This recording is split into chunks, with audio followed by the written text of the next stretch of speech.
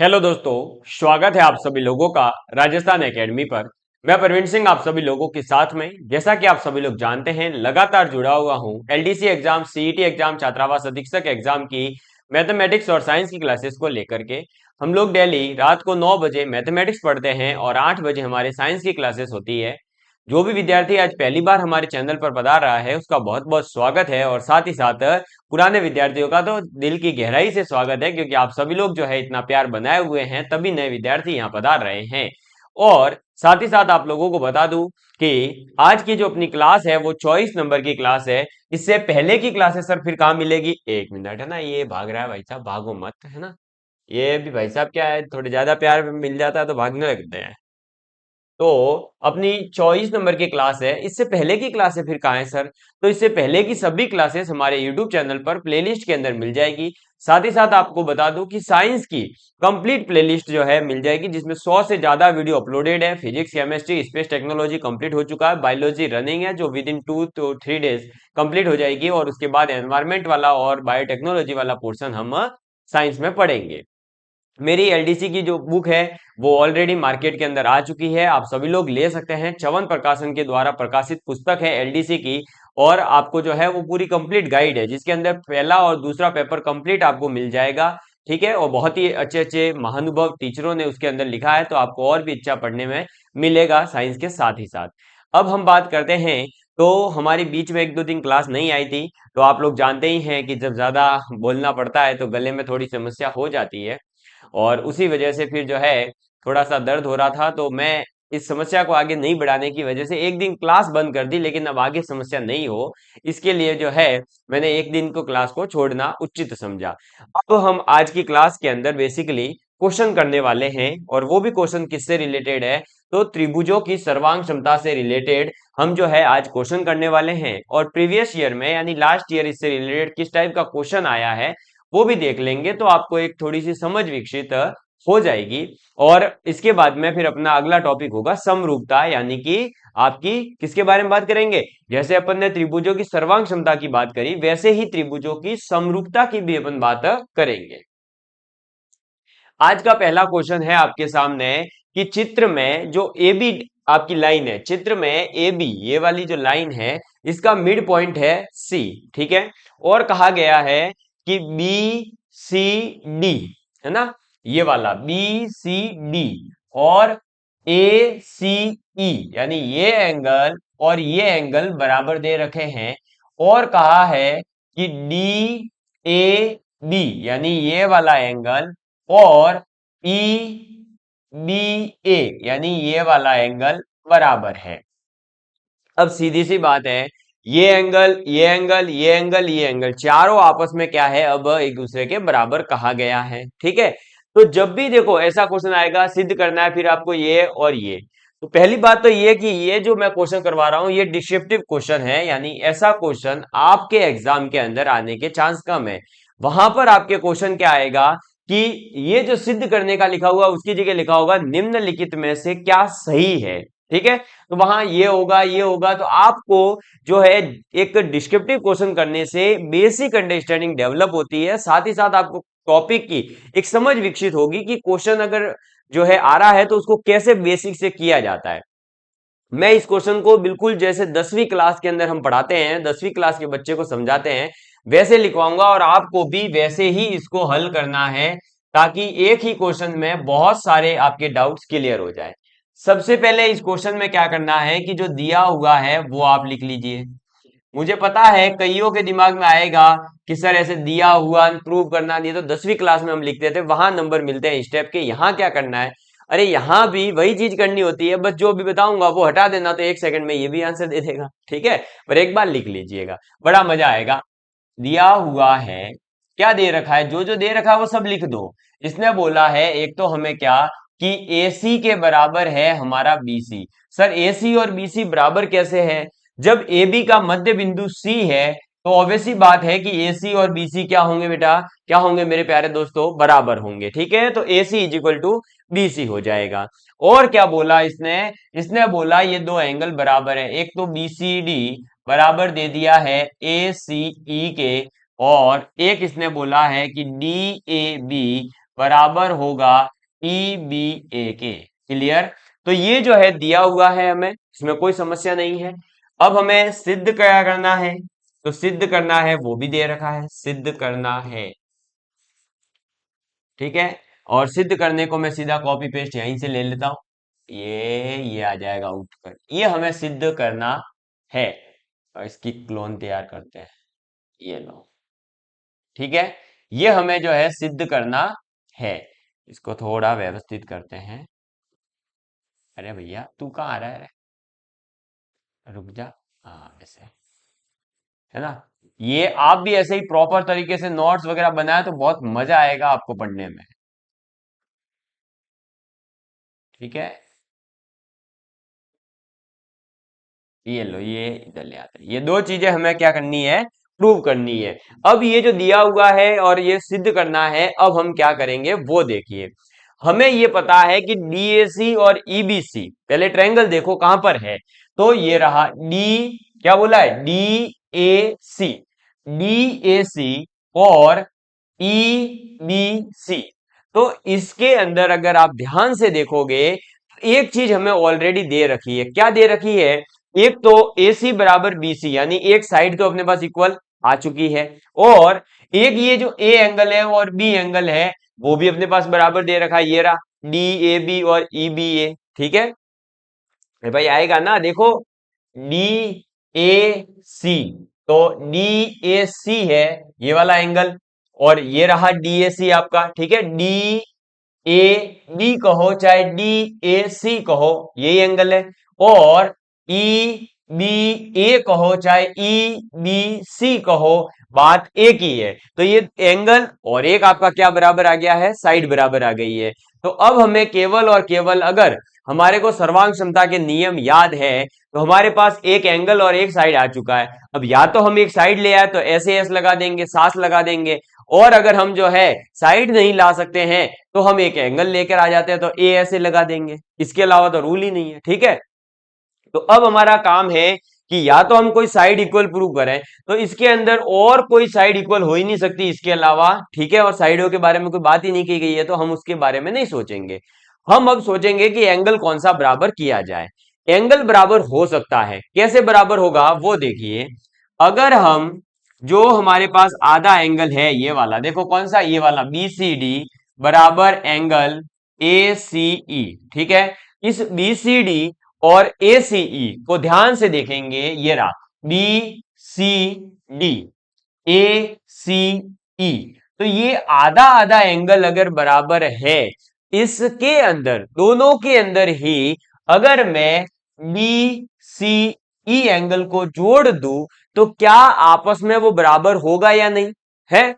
आप खुद सोचिए कि भाई ये ऐसी कंडीशन है, देखो ये ऐसा है, बोला है कि ये एंगल और ये एंगल बराबर है ऑलरेडी। ठीक है, ये वाला और ये वाला।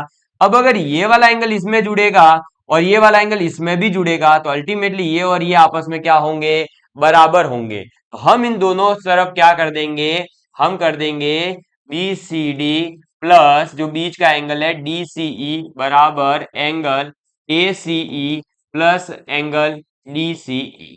क्लियर? ये लो आ गया अपने पास में। अब हम क्या करेंगे, तो BCD plus DCE ACE plus DCE, अगर ये दोनों एंगल आपस में जब हम जोड़ेंगे तो कौन सा एंगल बनेगा, यहां पर बनेगा ECB। ठीक है, और ECB के बाद में इधर क्या बनेगा, तो DCA। आप भाई जोड़ के देख लो, देखो ये जब आपका एंगल इसमें जुड़ेगा तो आपका क्या बनेगा, देखो DCA, ये रहा DCA, और जब यही एंगल इसके अंदर जुड़ेगा तो ECB बन जाएगा। तो ECB बराबर हो गया DCA के।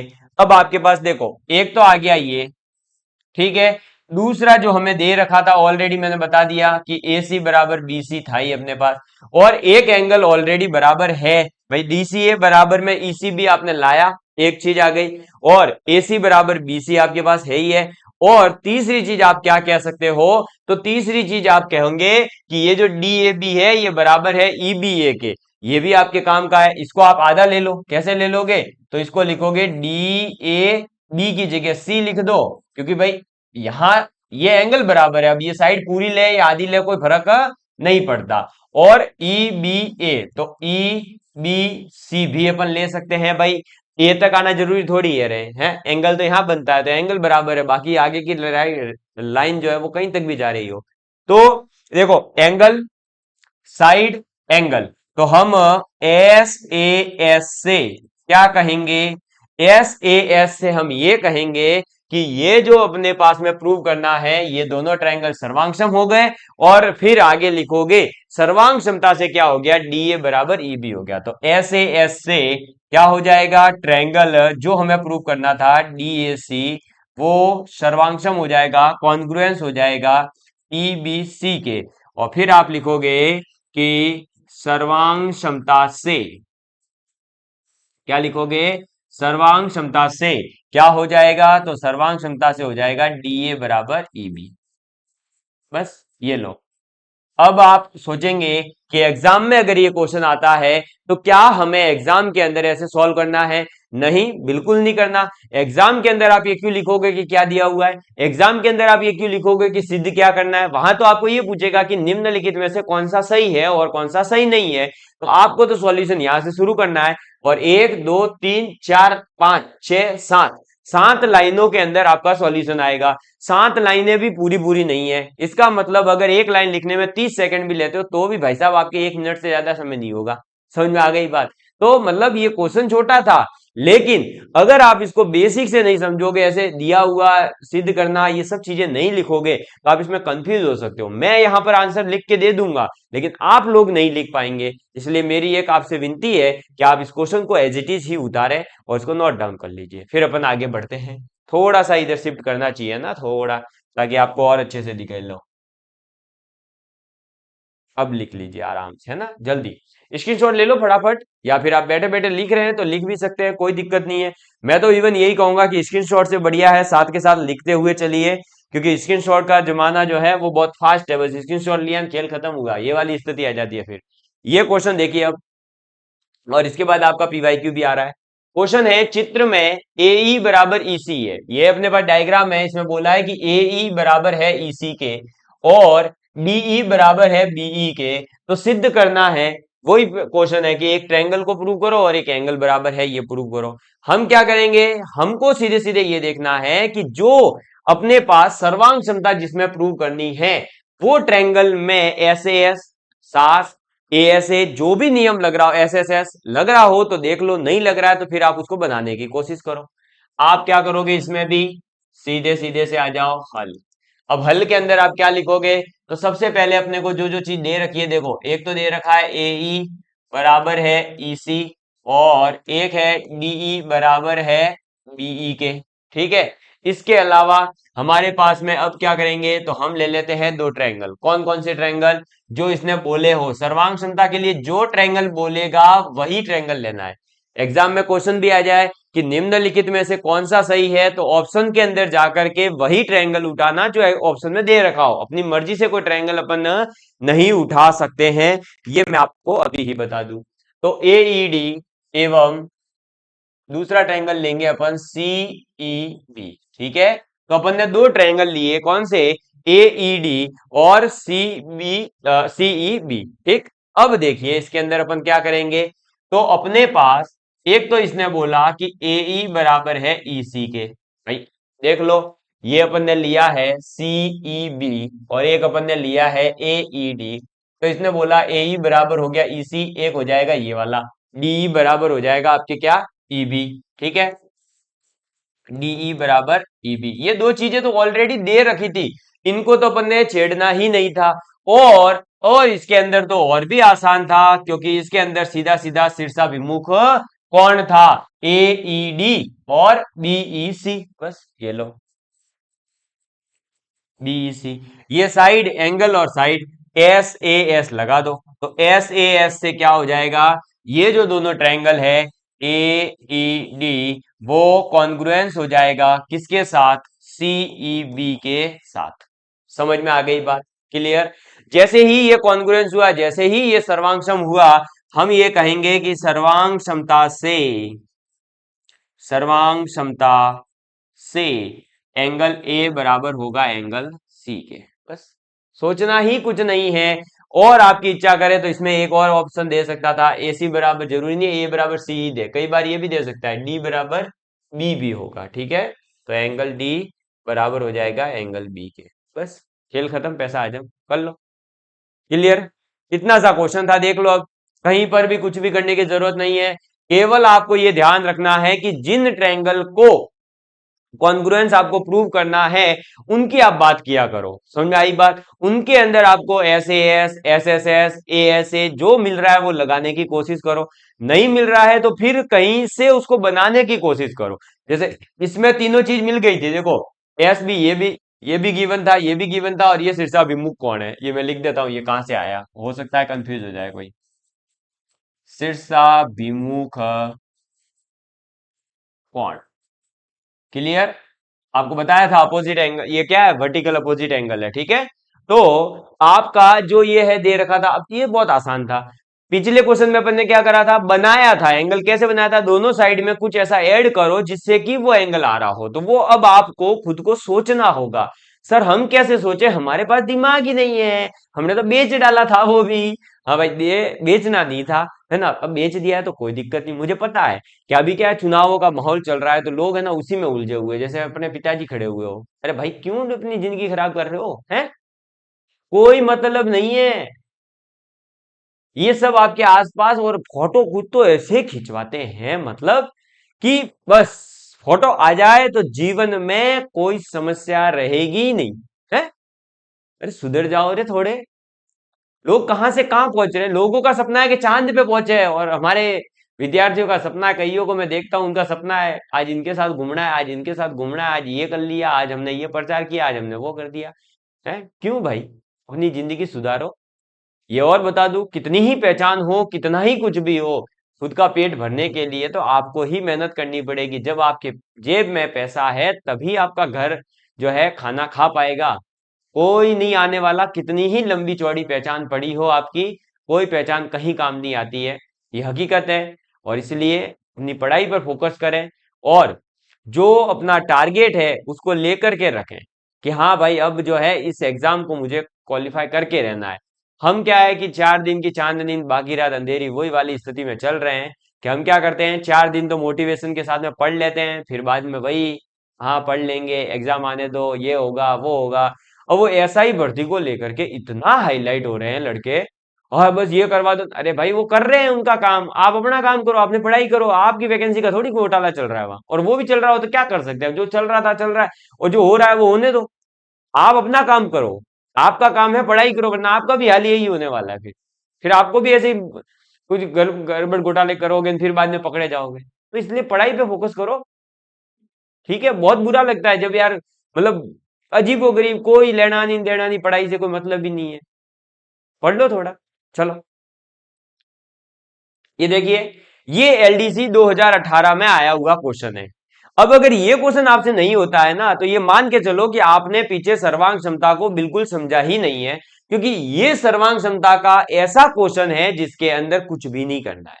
और अभी जब मैं आपके सामने सॉल्व करूंगा तब आपको पता चलेगा कि वाकई में कुछ नहीं करना था। देखो क्वेश्चन देखो क्या कह रहा है। ये क्वेश्चन कह रहा है कि यदि आपके पास ट्रायंगल एबीसी और ईएफजी, ये रहा एबीसी ट्रायंगल और ये रहा ईएफजी ट्रायंगल, ठीक है, मैं यहाँ रेड पेन ले लेता हूं, ये रहा एबीसी, ये रहा ईएफजी ट्रायंगल, और ए बी ये वाली साइड इक्वल है ईएफ के, ठीक है, ये वाली साइड ईएफ के इक्वल है। तो आपको बताना है कि एक्स और वाई के मान क्या होंगे। आपको ये दोनों ट्रायंगल देख करके सर्वांग क्षमता का यानी कॉन्ग्रुएंसी का कौन सा नियम याद आ रहा है, इतना ही अगर आपको पता चल जाए तो आप इस क्वेश्चन को कर लेंगे। अब मुझे आपको बताना है कि आपको कौन सा नियम याद आया है। जो विद्यार्थी कमेंट नहीं करेगा, मैं पहले बता रहा हूं क्लासें बंद कर सकता हूं मैं, लेकिन दगाबाजी नहीं चलेगी कि मैं फ्री ऑफ कॉस्ट पढ़ाऊं और विद्यार्थी पढ़े नहीं, ये गलत चीज है। आप आंसर नहीं दे रहे, मैं ये चीजें नोट कर रहा हूं, तो इसलिए इसका आंसर देना है आपको कि ये कौन सा नियम आपको याद आया था। अब मैं बता रहा हूं इसलिए ये नहीं कि आप अपनी मर्जी से। अब देखो, ये यहां पर अपन लगाएंगे आर एच एस, इसको क्या बोलते हैं, आरएचएस को आपको पता ही है, right hand, sorry right angle hypotenuse और side. Clear. R H S जो है चौथा नियम है किसका, सर्वांग क्षमता का। और ये क्या कहता है कि देखो भाई एक 90 डिग्री एंगल होना चाहिए, है दोनों के अंदर, देख लो एंगल बी और एंगल एफ दोनों के दोनों कितने हैं 90 डिग्री। अगर ये है और फिर ये कहता है कि हाइपोटेनियस इक्वल होना चाहिए, यानी कि 2x प्लस 8 बराबर होना चाहिए 10x के। ठीक है, इसका हाइपोटेनियस इसके बराबर होना चाहिए। इसने बोला कि AC बराबर क्या होगा, आपका EG होगा। अब इसको आप सॉल्व करेंगे तो देखिए क्या आएगा, 8 is equal to 10x minus 2x, ये आ जाएगा 8 इक्वल टू 8x, और ये 8 से 8 कटा, x इज इक्वल टू आ गया 1। x इज इक्वल टू कितना आ गया, 1 आ गया। ठीक है, इसके बाद में अब जब हमारे पास में देखो राइट एंगल था वो इक्वल हो चुका है, दूसरा अपना काम था कि हाइपोटेनियस को इक्वल करें, वो भी अपन कर चुके हैं। अब तीसरा अपना काम है कि अपन इसकी बची हुई साइड को इक्वल करें। तो ये 10x माइनस वाई और y प्लस 2x बराबर होगा, यानी BC इज इक्वल टू हो जाएगा GF। हाँ, मजा आ गया आधो को तो नाम सुनते ही।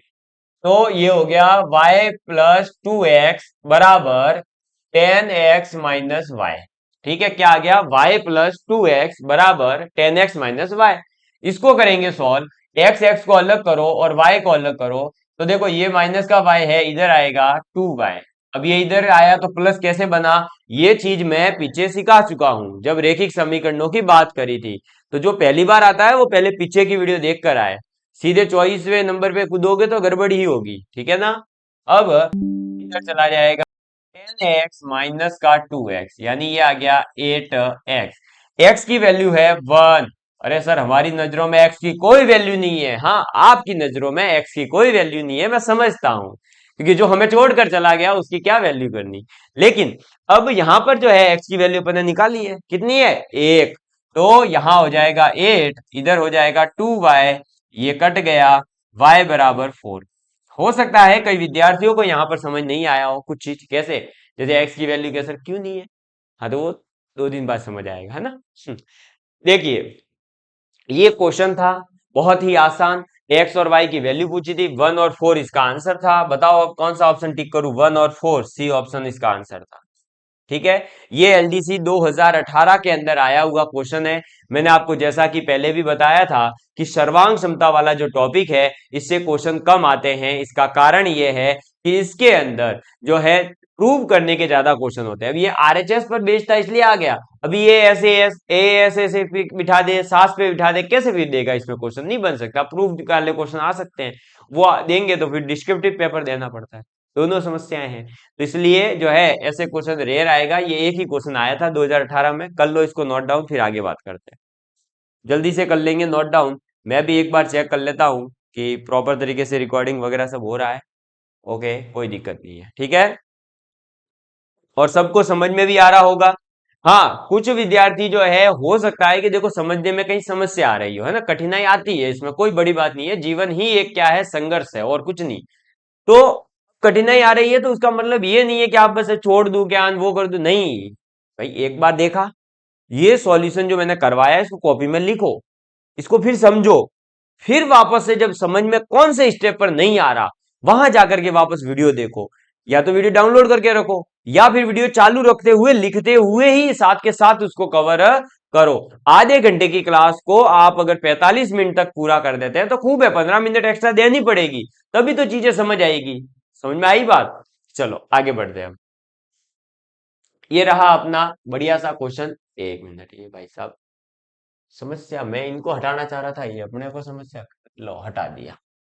देखिए क्वेश्चन क्या था, क्वेश्चन है कि दी गई आकृति में, ये रही आपको आकृति दिखाई दे रही है, ये रही, इसके अंदर बोला है कि ये जो ए ई है ये वाला पोर्शन और ये बीडी वाला पोर्शन बराबर है, और एक बोला है कि ये सी बी जो है ये बराबर है ई एफ के, तथा क्या है ए बी सी, यानी ये एंगल और ये एंगल एफ ई डी क्या है, बराबर है।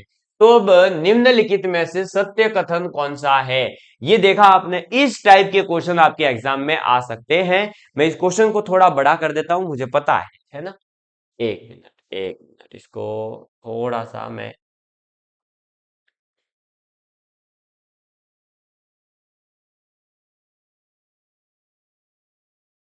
हाँ इतना ही हो सकता है भाई, है ना, इससे ज्यादा फिर करने गया तो फिर ये बिगड़ जाएगा, बेचारा गुस्सा हो जाएगा। दिख रहा है आपको? ठीक है, सभी को दिख रहा होगा। अब इस टाइप का ऑब्जेक्टिव क्वेश्चन आपके एग्जाम में आ सकता है। हमें इस क्वेश्चन को सॉल्व करने के लिए क्या करना पड़ेगा? तो देखिए, आपको कुछ नहीं करना। इस ट्रायंगल के अंदर आपको मैंने क्या बोला था कि डायग्राम के अंदर और आपके जो ऑप्शन है उसमें आपको ट्रायंगल मैच करने हैं। अब ऑप्शन में आप देखोगे तो सभी जगह देखो A B C, A B C, A B C, A B C. इसका मतलब एबीसी ट्रायंगल तो लेना ही लेना है। तो एक बार मैं यहां पर भी डायग्राम बना देता हूं। ठीक, और ये इस टाइप से है कुछ डायग्राम। ठीक है, देखो, ये देख लीजिए। अब इसका नामकरण कर देते हैं, A C B, E F D. ठीक है, अब इसके अंदर बोला है कि बी सी बराबर है ई एफ के, ए ई बराबर है बी डी के। ठीक है, और ये वाला जो एंगल है ये इसके इक्वल है। अब तो दिख रहा होगा।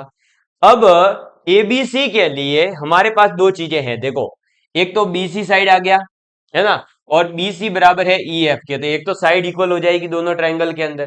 दूसरी चीज, एक एक एंगल इक्वल हो रहा है, यानी साइड और एंगल आ गया। और तीसरी साइड हमें चाहिए है, तो तीसरी साइड हम कैसे ले सकते हैं? देखो, ए से लेकर ई तक, यहां से लेकर के ये इतना इतना भाग अगर इक्वल है, और इसमें बोला कि ये वाला भाग इसके इक्वल है, तो अगर मैं ये जो बीच में जितना भी भाग हो, अगर ये मानिए कि इधर लिखा दो बराबर में होगा दो, अब मैं दोनों ही तरफ अगर प्लस वन कर दूं, तो क्या दोनों ही तरफ तीन आएगा या नहीं? और ये दोनों आपस में बराबर ही होंगे। समझ में आई बात? क्योंकि सेम संख्या को जोड़ रहे हैं।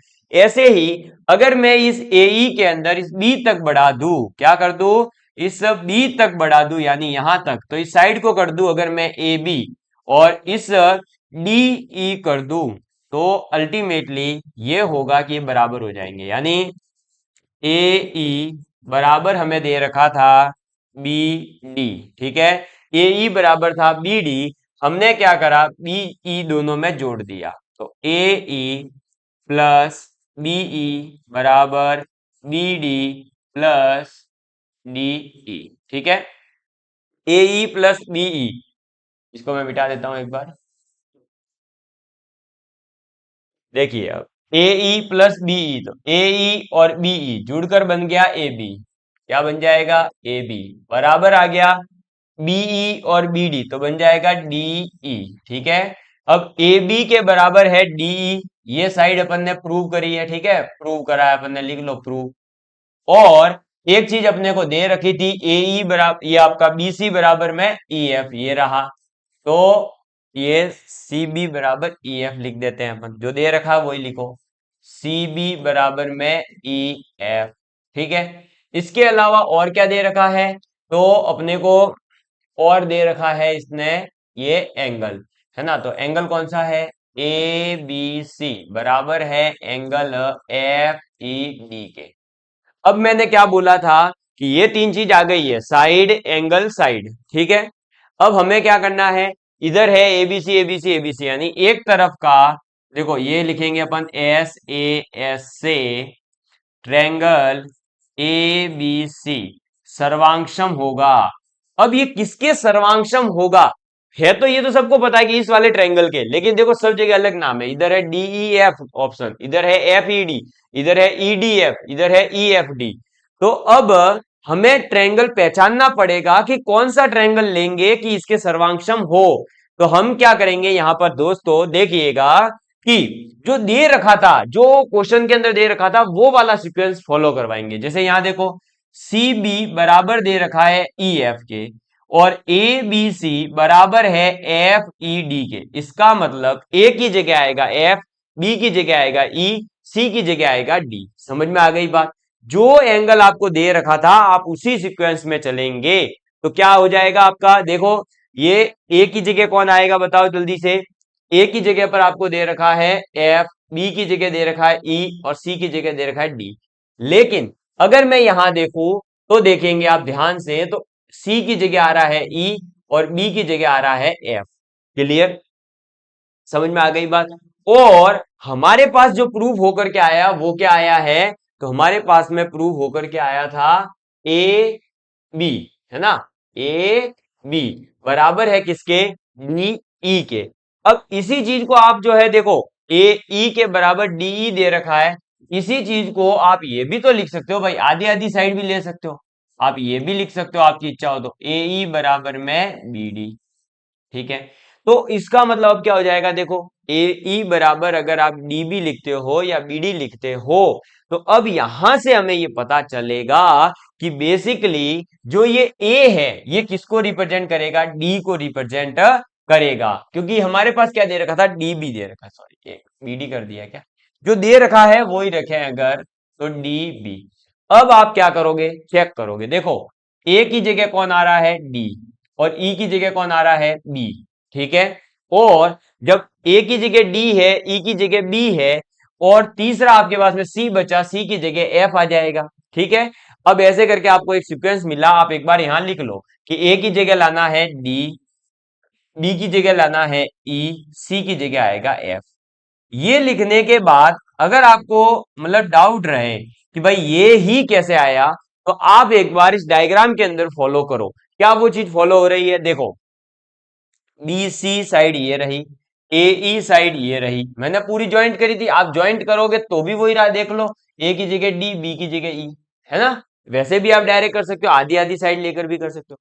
तो ये वाली और ये वाली साइड के बीच में है एंगल, ये सही है, कोई दिक्कत नहीं है। क्या ये कि ये चीज ऊपर फॉलो हो रही है, देखो ये रही ई एफ, ये रही बी डी, इसके बीच में ही है। हाँ, तो जो नीचे हो रहा है दो साइड के बीच, वही इधर वाली साइड भी ले रहे हैं। तो इसका मतलब जो आपने ट्रायंगल लिया डीईएफ वो सही है, मतलब जो आपका ट्रायंगल में रूल फॉलो होना चाहिए था पहले वाले में, वही दूसरे वाले में भी होना चाहिए।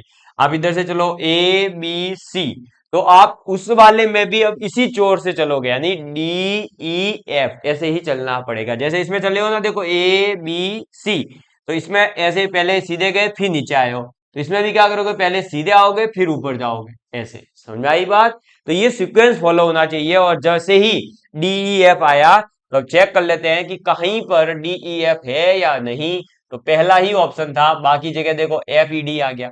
अब एफ ई डी आता तो फिर हमको लेना पड़ता सी बी ए, समझ में आई बात। अगर यहां पर जैसे देखो ई डी एफ, तो ई डी एफ तो यहां पर होता बी ए सी, अलग ट्रायंगल हो जाता। और अगर ई एफ डी लेते, ई एफ डी, तो फिर हमको यहां पर क्या करना पड़ता, बी सी ए लेना पड़ता। तो ऐसे सीक्वेंस चेंज करना पड़ेगा। ऐसे आपके पास चारों ऑप्शन जब आएंगे तो थोड़ी सी कठिनाई होगी आपको समझने में और ऑप्शन निकालने में, लेकिन आप थोड़ा सा अगर चालाकी के साथ में जो दे रखी चीजें हैं वहां से, मैंने जैसे कंपेयर करके ए का निकाला, बी का निकाला, सी का ऑटोमेटिक निकल जाएगा, ऐसे कंपैरिजन करें और उसके बाद डायग्राम में चेक भी कर ले हुए। कई बार ऐसा होगा कि कंपैरिजन करने में आप कंफ्यूज हैं, तो डायरेक्ट डायग्राम के अंदर आइए, जैसे इसमें चल रहे थे वैसे ही उसमें चलिए, जो उसमें बन रहा हो वो बना के टिक कर देना, ठीक है। समझ में आ गई बात, क्लियर है। मुझे उम्मीद है कि आप लोग इन चीजों को समझ गए होंगे। ये सर्वांग क्षमता का टॉपिक था आपके लिए, आज जो है यहाँ पर ये समाप्त होता है। अब अगली क्लास के अंदर अपन समरूप टॉपिक के बारे में बात करेंगे, त्रिभुजों की समरूपता की। तो मिलते हैं अब अगली क्लास में, तब तक के लिए bye bye, love you all of you, please take care and please share with your friends. जय हिंद, जय भारत।